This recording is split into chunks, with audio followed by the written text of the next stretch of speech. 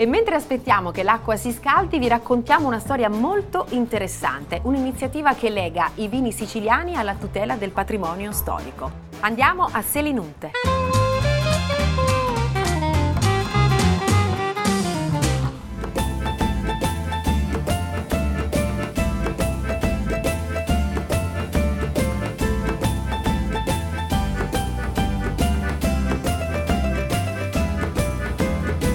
La Sicilia è una delle regioni a più alta presenza di patrimonio culturale ed archeologico, riunendo testimonianze di molte epoche diverse.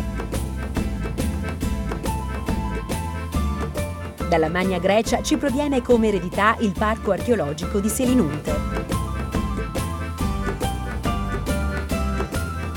Il parco è il più imponente d'Europa, raggiungendo una superficie di 310 ettari, ma solo il 10% di questo grande patrimonio dell'umanità è oggi fruibile.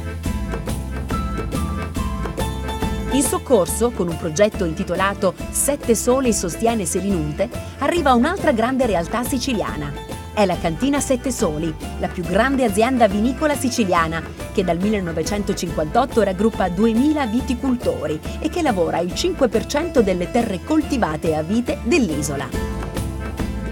Una grande realtà che con questo progetto mira a raccogliere 500.000 euro destinati alla tutela e promozione del parco archeologico di Selinunte.